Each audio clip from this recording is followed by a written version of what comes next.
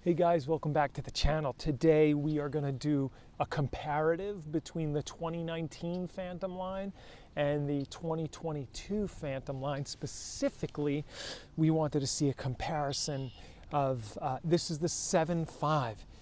The 7.5 you can see here versus the new 7.5. Let's get into the cosmetics. From the grip end, they changed the grip, right? The shafts, if we look at the actual necks, the necks are very different. The new 7.5 on the right here has a slant neck proper that's been not welded. It's actually in there now as a piece, and then this one is just a bent shaft.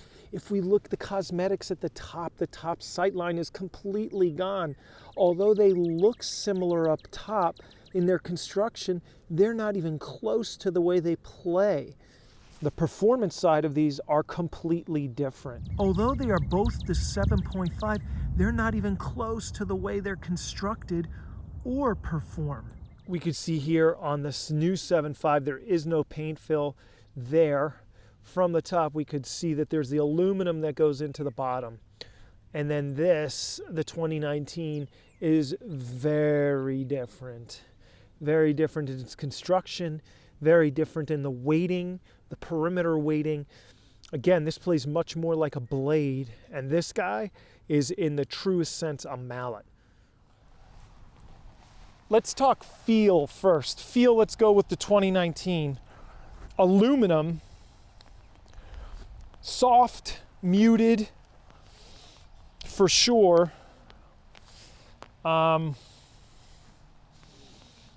Definitely, I'm rushing a little bit in the rain, but really just talking about feel. Let's see, this one should be a different, higher pitched click and firmer. Yeah, definitely very different. I actually prefer it. I prefer a harder feel. Again, you could already see how the putter flows differently, and that flow obviously is what you equate to performance, consistency within the putter itself.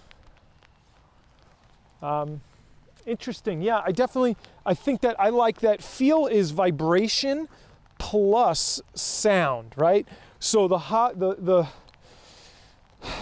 the frequency, the higher the pitch, the sound there, and obviously the firmer the feel of the face, right? So you're definitely getting a more a louder, a higher pitch sound, that click, more clicky, versus the muted feel that you'll get with the aluminum. So we're back to the stainless, something that I think is a value here. I didn't really love how soft and muted the old school, the older Phantom X's were because of that. So just in terms of sound and feel, I think the new line is an improvement.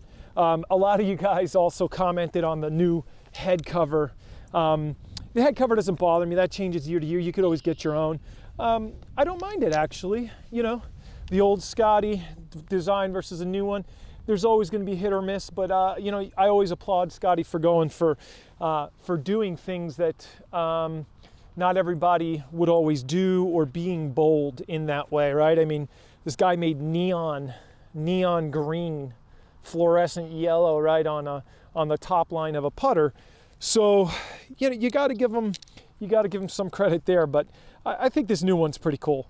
Phantom on the front side, and Scotty Cameron design on the bottom, just like it kind of used to have with the Titleist logo. So performance wise, let's talk, we're going to get the laser out. Okay, so we're going to start here at about 8 feet.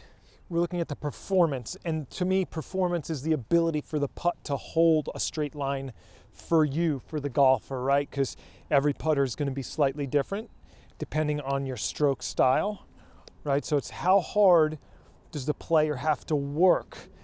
Straight putts are a great way to kind of test that.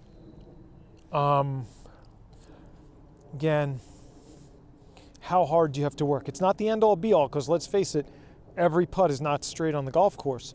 But in this phase, you'll see how, again, just how easily I can keep the ball online. So now let's take a look at the 7.5, and I really try to not edit these so you can kind of see them from one to one. Now this putter, I could tell you, is a lot heavier. This Phantom, the 2019 Phantom, is a lot heavier, and right now I'll tell you, I do like that. So, you know, it doesn't mean I can't get heavier weights in the 2022 Phantom, but right now, definitely heavier seems to be really much better. I think, like you've seen in some of my other videos, I need to really test what it's going to do on the left to righters. So heavier right now, way better, way easier to keep it online. Let's test those pesky left to righters now. Now, the other thing is, right now the 5.5 is at a disadvantage. It's an inch shorter. This is a 35. Sorry, the 7.5, 22 from 2022 is 1 inch shorter.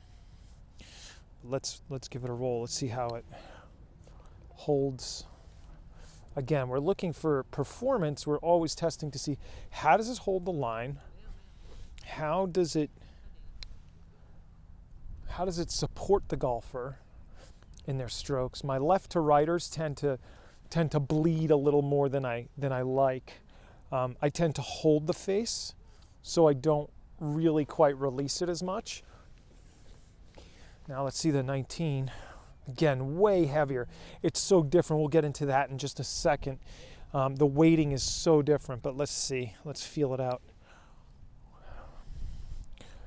Okay, not bad. You can see, though, it started left, further left. Obviously, the weight being heavier. Okay.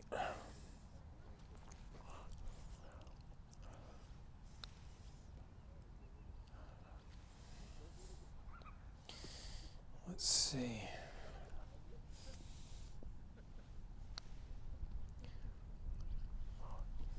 Let's just go back one last time, see what the feels with this guy is.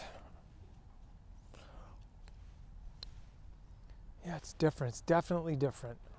Let's say one more, just because obviously you get a little heavy-handed sometimes with a heavier putter going to a lighter putter. Swing gets longer, blah, blah, blah, the whole deal. So let's just see.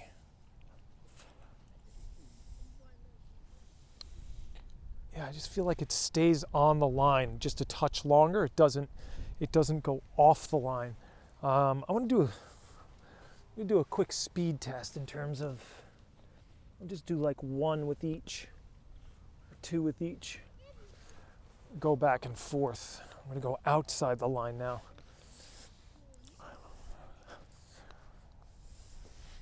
So speed-wise, let's see how. I could just feel that face swing open just a touch more than I want as I bring it back, and it's probably due to the weighting in the head. I'm the kind of guy, when I putt, that I kind of let the putter do its thing.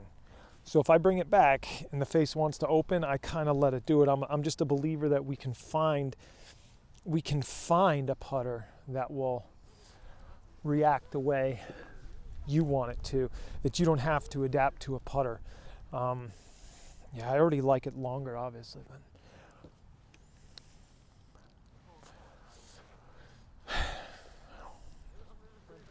But I like, honestly, how heavy this guy is, but let's talk now about kind of the internal weighting system here that makes this putter specific and the way it acts. So now we're going to use the pills, 2-pill drill. These will show us how we release the club. And this is really what we're looking for, is the way we release the club tells us kind of, again, the efficiency of the club itself. So face comes in slightly open. The white ball, the heel side goes off, and then I try to release the toe down the line. So again, face coming in slightly open.